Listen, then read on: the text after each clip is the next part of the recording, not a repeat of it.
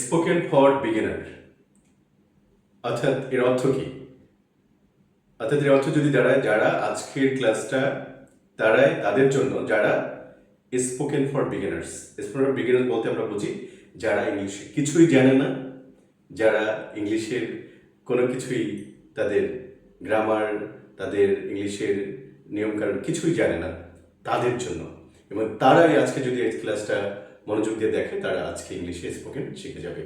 চলুন দেখি আমরা কিভাবে।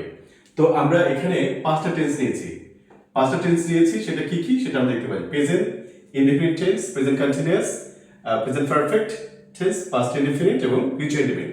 এবং এই পাঁচটা টেন্স যথেষ্ট ইংলিশে কথা বলার জন্য। এর চেয়ে আর বেশি দরকার নেই। 12টা টেন্স কোনোভাবে দরকার নেই, কেউ পড়বেন না 12টা। স্পোকেনের জন্য এই পাঁচটা টেন্সই যথেষ্ট। আপনি পাঁচটা টেন্সে দক্ষ হন, আপনি পৃথিবীতে ইংলিশে স্পোকেন করে সারা পৃথিবীতে দাপিয়ে বেড়াতে পারবেন। সো আমরা দেখি কিভাবে এই পাঁচটা টেন্স মাধ্যমে আপনি কথা বলতে পারবেন। তো প্রথমে আমরা দেখতে পাচ্ছি যে এক একটা টেন্স আমরা কিভাবে জানবো। যেমন দেখুন, প্রথমে আমরা দেখতে পাচ্ছি ফিউচার টেন্স মানে আমরা কিভাবে মানবো। যখন বাংলা কোনো ওয়ার্ড আপনার ব থাকে তখন হচ্ছে ফিউচার, সেখানে ফিউচার টেন্স আমরা বুঝে যাব।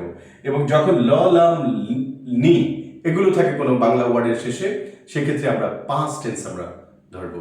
তো বাকি যে তিনটা আছে আমরা উপরেটা লিখলাম, এটা বিভিন্ন রকম, কিন্তু এই যে প্রেজেন্ট কন্টিনিউয়াস যেটা আছে সেটা তেসি সি এই ধরনের ওয়ার্ড যদি থাকে কোনো ওয়ার্ডের শেষে বাংলা, তখনই আমরা ভার্বের শেষে যদি থাকে সেটা প্রেজেন্ট কন্টিনিউয়াস। আর আসে, সে, আসি এরকম কোনো ওয়ার্ড যদি থাকে তাহলে সেটা প্রেজেন্ট পারফেক্ট টেন্স। এখন দেখুন আমরা একটা এক্সাম্পল দিয়ে দেখাচ্ছি যে আমরা কিভাবে কি করবো। একটা এক্সাম্পল যদি লিখি, যেমন আই ইট, অর্থাৎ বাংলাটা কি আমি খাই। এখন যদি বলে আমি খাচ্ছি, এই যে দেখেন খাচ্ছি, সেটা ইংলিশ কি? তাহলে প্রেজেন্ট কন্টিনিউয়াস করছে, তাহলে সেক্ষেত্রে আমরা কি লিখবো? I am eating. আর আমি খেয়েছি, আমি খেয়ে আছি, দেখেন আছি কোথায় আছে, কিন্তু আমি খেয়েছি, এটার ক্ষেত্রে আমরা কি বলবো? I have eaten. আমি খেয়েছিলাম, এই যে লাম দেখেন, আমি খেয়েছিলাম, আমি খাইলাম, লাম আছে দেখেন, এভাবে হয়ে যাবে। তো সেক্ষেত্রে আমরা আই এইট। এবার ফিউচার আমরা যাব যে ব, আমি খাবো, এখনো খাইনি, খাবো, তাহলে ব আছে, এটা ফিউচার, সেটা আই উইল ইট। হ্যাঁ, ফিউচারের ব্যাপারে কথা বলছি। আপনারা ফিউচারের শ্যালের কোনো ব্যবহার নাই, শ্যালের কোনো ব্যবহার আপনারা করবেন না, আপনারা উইল বলবেন সব জায়গায় উইল। এই শ্যাল উইলের বিষয়গুলো অনেকে আপনাদের কনফিউজ করবে, আপনারা কখনো এটাই করবেন না। উইল সব জায়গায় উইল ইউজ করে যাবেন। তাছাড়াও এক একজনের পিএইচডি করতে যাচ্ছেন না বা কোনো কিছুই করতে পারছেন না, সেখানে শুধু শ্যাল ইউজ করা যাবে না, শ্যাল বাদ। স্পোকেনের জন্য উইল যথেষ্ট, সব জায়গায় উইল। ফিউচার হলেই বল থাকলে আপনি উইল দিয়ে সব কিছু করে যাবেন। সো আশা করি দেখতে পাচ্ছেন। এবং আমি একটা যদি এখন যদি বলি আমরা খাই, উই ইট, এরপর হচ্ছে আমরা খাচ্ছি, এই যে খাচ্ছি বা খাইতেছি, উই আর ইটিং।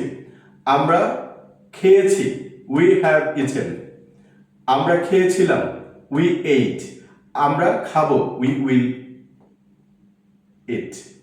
এরপর যদি বলি তারা খায়, দে ইট। তারা খায়, তারা খাচ্ছে বা তারা খাইতেছে, সেটা হবে দে আর ইটিং। তারা খেয়েছে, দে হ্যাভ ইটেন। তারা খেয়েছিল, দে এইট। তারা খাবে, দে উইল ইট।